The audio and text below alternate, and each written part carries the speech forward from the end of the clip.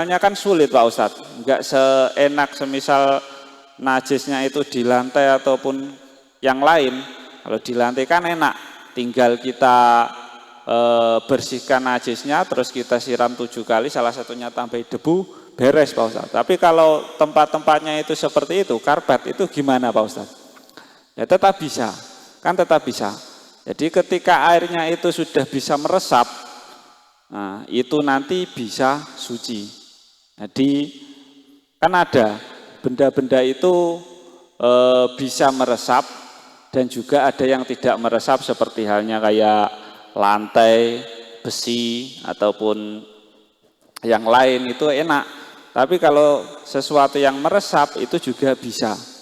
Nah, tapi kan nanti berdampak pada kualitas bendanya. Ya memang spons yang asalnya tidak empuk terus terkena air jadi tidak empuk goro-goro untuk membersihkan najis. Apakah ada Pak Ustadz? Tadi pertanyaannya keringanan atau semisal apa itu namanya cara-cara syariat untuk menangani masalah tersebut. Ya tetap kita harus sucikan dengan mengalirkan air. Kayak spons, kalau dicontohkan tadi adalah seperti spons dan karpet. Ketika air itu sudah bisa meresap dan bisa mengalir, itu berarti nanti bisa suci. Ya kan tinggal dicuci, pokoknya disiram dengan air 7 kali, salah satunya nanti ditambah dengan debu, nah itu beres. Ya kayak karpet, kayak spons berarti debunya yang paling penak ya di awal saja. Nanti untuk basuhan kedua, 3, 4, 5 kan air saja sudah cukup. Nah, 7 kali basuhan itu sudah cukup untuk membersihkan debu yang pertama tadi. Ya meskipun boleh saja debunya itu sampean campur di basuhan yang kedua, 3, 4, 5 bisa saja. Tapi kalau kayak spons dan sejenisnya karpet itu alangkah baiknya ya debunya itu di awal saja. Nanti kan tinggal membersihkan basuhan-basuhan yang selanjutnya. Nah, mungkin dari saya jawabannya seperti itu.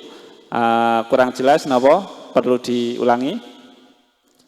Oh sampun nggih. Terima kasih. Untuk pertanyaan kedua silahkan. Waalaikumsalam warahmatullahi wabarakatuh. Nama saya Seilia dari Nganjuk.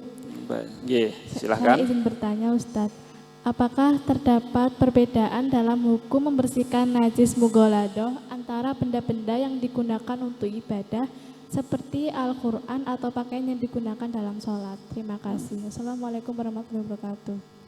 Nah, terima kasih pertanyaan dari Mbak Zia dari Nganjuk. Pertanyaannya adalah apakah dalam mensucikan najis mughaladoh itu ada perbedaan bagi tempat-tempat yang dikhususkan untuk ibadah seperti halnya Al-Quran dan baju gitu, ada perbedaan apa enggak? Nah, jadi kalau boleh saya jawab, tidak ada perbedaan. Pokoknya kita itu fokusnya cara mensucikannya itu adalah 7 kali, salah satunya dicampur debu. Nah, jadi gitu. Entah itu semisal sampean punya baju yang tidak dibuat untuk sholat. Lah ben suci gimana Pak Ustadz? Ya sama. Semisal kita punya baju yang tidak dibuat untuk sholat, terus dijilat anjing. Cara mensucikannya adalah tetap 7 kali basuhan, salah satunya adalah dengan menambahkan debu. Terus saya juga punya mukena ataupun sarung yang dibuat saya untuk sholat. Nah itu nanti cara mensucikannya gimana? Sama saja, dibasuh 7 kali dengan air, salah satunya nanti ditambahkan debu. Ataupun kayak Al-Quran, semisal Al-Quran kok terkena najisnya anjing semisal, itu nanti cara mensucikan semisal terkena sampul ya cukup diusap dengan atau dibasuh dengan 7 kali air, salah satunya ditambahkan debu.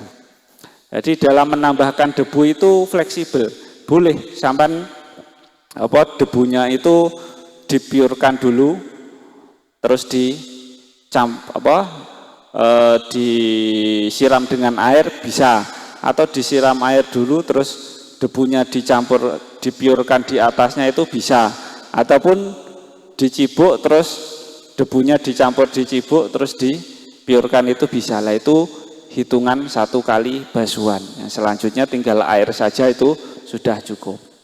Jadi kalau jawaban pertanyaan dari Mbak Ziada tadi dari Nganjuk, itu tidak ada perbedaan antara cara mensucikan najis bagi tempat-tempat yang terkena yang diperuntukkan untuk ibadah ataupun tidak. Gimana? Sudah cukup? Terima kasih. Ada pertanyaan lagi? Yang ketiga silahkan. Kalau enggak, ada lagi? Oke, silahkan. Pertanyaan ketiga, setelah itu saya lanjutkan lagi.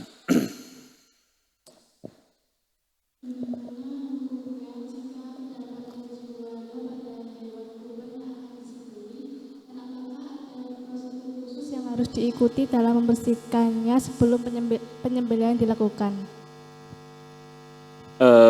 Jadi apa? Pertanyaan lagi dari Mbak Zada lagi dari Nganjuk. Bagaimana hukumnya ketika najis mughaladah itu terdapat pada hewan kurban gitu ya? Nah, ya sama saja. Ya, itu najisnya terkena di mana? Kalau terkena di kulitnya kambing semisal, ya tinggal kambingnya kita basuh 7 kali saja. Kulitnya saja, jadi nggak perlu dijusi apa? Nggak perlu semuanya. Semisal yang didilat mak sikile, seawak kok didus ya nggak perlu. Semisal yang didilat anjing adalah kakinya kambing ya cukup. Yang kita apa itu namanya? Kita basuh kakinya saja. Sama sebenarnya kita apa? Baju kita ya. Baju kita sing terkena darah cuma bagian pergelangan saja. Sakjane nggak perlu mencuci seluruhnya. Cukup yang bagian terkena najis saja. Jadi hukum atau kok hukum itu ya hukumnya tetap wajib karena menghilangkan najis itu hukumnya wajib ya tetap wajib disucikan. Tapi mungkin pertanyaan adalah bagaimana cara mensucikannya? Ya sama, dibasuh 7 kali, salah satunya pakai debu. Terserah debunya itu di basuhan yang nomor berapa, 1, 2, 3 atau sampai ke 7 silahkan. Jadi kalau najis yang terdapat pada hewan kurban, apakah nanti boleh dibuat kurban? Ya tetap boleh saja. Tapi yang terkena najis itu nanti hendaknya dicuci dulu. Semisal kita punya kambing, punya sapi mau dikorbankan, tiba-tiba ada peristiwa anjing tetangga dilati sikile sapi. Nah, itu nanti gimana? Sajane ya enggak apa-apa langsung disembelih untuk korban ya enggak apa-apa. Tapi sing ben afdol dicuci dulu, kakinya itu dicuci 7 kali, salah satunya ditambahkan debu. Gimana? Sudah cukup ya? Terima kasih. Nah, jadi untuk 3 pertanyaan lagi. Jadi sedikit saya tambahkan lagi, nanti saya buka pertanyaan lagi. Bismillahirrahmanirrahim. Tadi yang di atas adalah tentang najis mukhafafah, mughaladah dan mutawasitoh. Nah, sekarang ada juga sesuatu yang najis itu bisa suci tanpa dibasuh. Seperti apa? Jadi semisal kayak darah. Darah itu bisa suci atau tempat yang terkena darah itu bisa suci dengan cara dibersihkan darahnya lalu disiram air, itu nanti bisa suci. Tapi ada najis yang memang benar-benar najis itu bisa suci tanpa dengan dibasuh. Itu adalah seperti halnya khomer atau arak. Nah, itu bisa suci. Araknya bukan tempat yang terkena arak, tapi araknya itu bisa suci tanpa disiram araknya. Beda kayak kotoran, semisal tai orang lah ya. Kotoran orang itu selamanya nggak bisa suci, ya tetap tai, nggak bisa untuk disuci. Tapi kalau arak itu bisa suci tanpa membasuh, tanpa dibasuh. Bukan tempat yang terkena arak ya araknya, tapi dengan cara catatan atau cara-cara syariah seperti yang insya Allah saya jelaskan nanti.